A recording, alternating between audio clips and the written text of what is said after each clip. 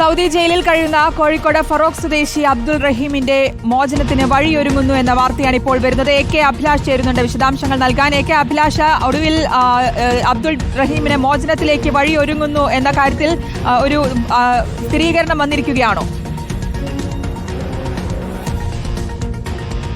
ശ്രുതി, കഴിഞ്ഞ 12 തവണ ഈ കേസ് മാറ്റിവെച്ചതിന് ശേഷമാണ് ഈ കോടതി ഇപ്പോൾ റിയാദിലെ കോടതി ഈ കേസിൽ വിധി പറയാൻ തീരുമാനിച്ചിരിക്കുന്നത്. ഇപ്പോൾ ഈ കേസ് പരിഗണിക്കുന്ന ഘട്ടത്തിൽ ജഡ്ജി പറഞ്ഞിരിക്കുന്നത് 20 വർഷത്തെ തടവ് ശിക്ഷയുണ്ടാവും എന്നുള്ള കാര്യമാണ്. ഇതിന്റെ വിധിപ്പകർപ്പ് വന്നിട്ടില്ല. ആ വിധിപ്പകർപ്പ് വരുന്നതോടുകൂടിയായിരിക്കും മറ്റു കാര്യങ്ങൾ മനസ്സിലാക്കാൻ കഴിയുക എന്നാണ് നമുക്ക് അറിയാൻ കഴിയുന്നത്. അതായത് അറബി മാസപ്രകാരമാണ് 20 വർഷം. അതായത് 2006 ഡിസംബർ മാസം മുതലാണ് ഈ സൗദി ബാലന്റെ കൊലപാതകവുമായി ബന്ധപ്പെട്ട് ഈ ഫറൂഖ് സ്വദേശി അവിടെ ജയിൽ ശിക്ഷ അനുഭവിച്ചു വരുന്നത്. അങ്ങനെയാണ് ഏതാണ്ട് 19 വർഷത്തോളം കഴിയുകയാണ്.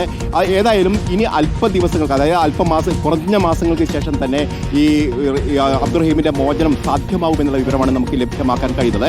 അതായത് 12 ദിവസമാണ് ഒരു വർഷത്തിൽ ഇംഗ്ലീഷ് മാസവുമായി ബന്ധപ്പെട്ട് അറബി മാസത്തിൽ കുറവ് വരുന്നത്.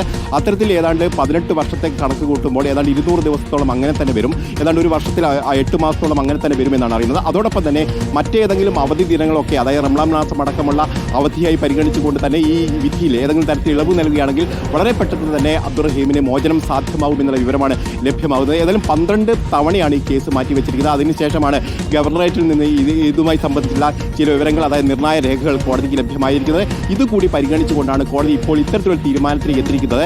പ്രൈവറ്റ് റൈറ്റ് പ്രകാരമാണ് ഇപ്പോൾ ഈ കേസിൽ വിധി പറഞ്ഞിരിക്കുന്നതെന്നാണ് നമുക്ക് പബ്ലിക് റൈറ്റ് പ്രകാരമാണ് ഈ കേസിൽ ഇപ്പോൾ കോടതി വിധി പറഞ്ഞിരിക്കുന്നതെന്നാണ് നമുക്ക് മനസ്സിലാക്കാൻ കഴിയുന്നത്. അതായത് നേരത്തെ പ്രൈവറ്റ് റൈറ്റ് പ്രകാരം കുടുംബം ഈ അബ്ദുൾ റഹീമിന് മാപ്പ് നൽകിയിരുന്നു. അതിന്റെ അടിസ്ഥാനത്തിൽ അവർക്ക് നൽകാനുള്ള തുകയും നൽകിയിരുന്നു. ഏതാണ്ട് 35 കോടിയോളം രൂപയാണ് ഇത് സംബന്ധിച്ചുള്ള മോചനദ്രവ്യമായി നൽകിയിരിക്കുന്നത്. പൊതുജനങ്ങളിൽ നിന്നൊക്കെ സമാഹരിച്ചുകൊണ്ടായിരുന്നു ഇത്തരത്തിൽ പണം നൽകിയത്. ഒരുപക്ഷെ കേരളത്തിലെ ചരിത്രത്തിൽ, ഒരുപക്ഷെ ലോകത്തിലെ ചരിത്രത്തിൽ തന്നെ ആദ്യമായിട്ടായിരിക്കും ഇത്തരത്തിൽ പബ്ലിക്കിൽ നിന്ന് പണം സമാഹരിച്ച് ഒരു മോചനത്തിന് വേണ്ടി ചെലവഴിക്കുന്ന ഒരു സ്ഥിതിവിശേഷം വന്നിരിക്കുന്നത്.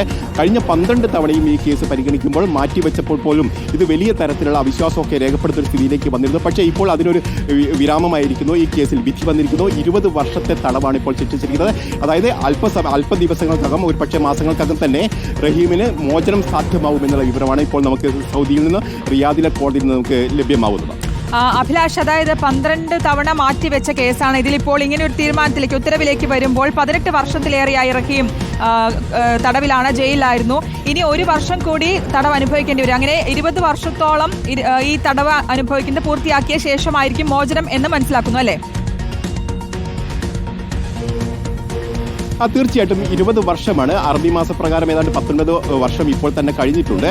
ഇതോടൊപ്പം തന്നെ മറ്റ് ഇളവുകൾ കൂടി ലഭിക്കാനുള്ള സാധ്യതയുണ്ട്. അങ്ങനെയാണെങ്കിൽ വളരെ പെട്ടെന്ന് തന്നെ ഈ ജയിൽ മോചനം സാധ്യമാവും എന്ന് തന്നെയാണ് അറിയുന്നത്. ഏതായാലും കുടുംബം പറഞ്ഞിരിക്കുന്നത്, കുടുംബത്തിന് ഇപ്പോൾ ലഭിച്ചിരിക്കുന്ന അറിയിപ്പ് പ്രകാരം 20 വർഷത്തെ തടവിന് അവിടെ ശിക്ഷിച്ചിരിക്കുന്നു എന്നുള്ള കാര്യമാണ്.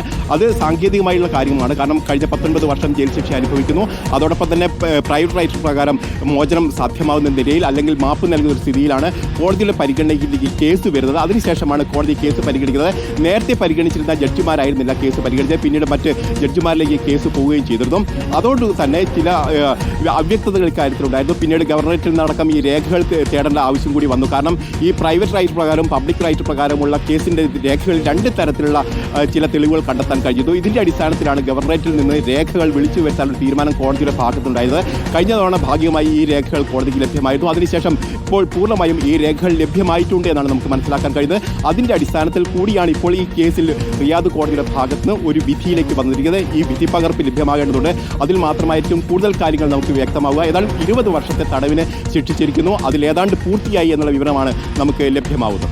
അതായത് അഭിലാഷ്, ഇതുവരെ അനുഭവിച്ച തടവുകാലം കഴിഞ്ഞുള്ള ശിക്ഷ അനുഭവിച്ചാൽ മതി. അങ്ങനെ വരുമ്പോൾ 2026 ഡിസംബറിലായിരിക്കും ഈ കേസിൽ 20 വർഷം പൂർത്തിയാവുക, മോചനം ഉണ്ടാവുക. ആ സമയത്തേക്കായിരിക്കും, അല്ലേ? അതെ, ഇതുവരെ അനുഭവിച്ച ജയിൽ ശിക്ഷ അത് അനുഭവിച്ചതായി തന്നെ കണക്കാക്കിക്കൊണ്ടായിരിക്കും വിധി വന്നിരിക്കുക എന്നാണ് നമുക്ക് ലഭ്യമായത്. ഇക്കാര്യത്തിൽ നമുക്ക് ഇപ്പോഴും അവ്യക്തതയുണ്ട്. പക്ഷേ നമുക്ക് ലഭ്യമാവുന്ന വിവരം ഇതുകൂടി പരിഗണിച്ചുകൊണ്ടായിരിക്കും മോചനം സാധ്യമാവുക എന്നാണ്.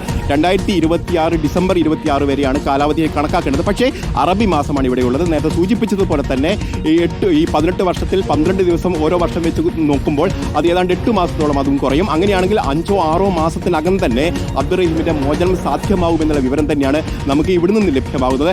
കാരണം ഈ കോടതിയുടെ ഉത്തരവ് ഇതിന് വിധിപ്പകർപ്പ് ലഭിച്ചാൽ മാത്രമേ ഇതിൽ എന്തൊക്കെയാണ് കോടതി പറഞ്ഞിരിക്കുന്നതെന്ന കാര്യത്തിൽ നമുക്ക് വ്യക്തതയുള്ളൂ. ഏതായാലും ഇത് സംബന്ധിച്ച് നേരത്തെ തന്നെ ഇന്ത്യൻ എംബസിയുമായി ബന്ധപ്പെട്ടും അതോടൊപ്പം തന്നെ KMCC-യുമായി ബന്ധപ്പെട്ടൊക്കെ ഇതിലെ നിയമ നടപടികൾ മുന്നോട്ട് പോവുകയായിരുന്നു. അതിനിടയിലാണ് ഇപ്പോൾ കോടതിയുടെ ഭാഗത്തും ഇപ്പോൾ ഇത്തരത്തിലൊരു വിധി വന്നിരിക്കുന്നത്. 20 വർഷത്തെ തടവ് എന്നുള്ള കാര്യത്തിൽ ഏതാണ്ട് വ്യക്തത വന്നിരിക്കുന്നു. അത് എത്ര ദിവസത്തോളം ഉണ്ടാവും, അതിൽ എന്തൊക്കെ ഇളവുകളാണ് കോടതിയുടെ ഭാഗത്ത് നിലയിരിക്കുന്നത് എന്നുള്ള കാര്യത്തിലൊക്കെ വ്യക്തത വരേണ്ടതുണ്ട്. ഏതാണ്ട് 2 മണിയോടുകൂടി മാത്രമായിരിക്കും ഈ കാര്യത്തിൽ വ്യക്തത വരിക എന്നാണ് നമുക്ക് അറിയുന്നത്. ഓക്കെ, വ്യക്തമാണ്. സൗദി ജയിലിൽ കഴിയുന്ന കോഴിക്കോട് ഫറോക്ക് സ്വദേശി അബ്ദുൾ റഹീമിന്റെ മോചനത്തിന് വഴിയൊരുങ്ങുന്നു എന്ന നിർണായകമായ വാർത്തയാണ് വരുന്നത്. 1 വർഷം കൂടി തടവ് ശിക്ഷ അനുഭവിച്ചാൽ മോചിതനാകാം എന്നാണ് മനസ്സിലാക്കുന്നത്. സൗദി ബാലന്റെ കൊലപാതകത്തിൽ 20 വർഷമാണ് ശിക്ഷ അനുഭവിക്കേണ്ടത്. വിശദാംശങ്ങളാണ് AK അഭിലാഷ് നൽകിയത്.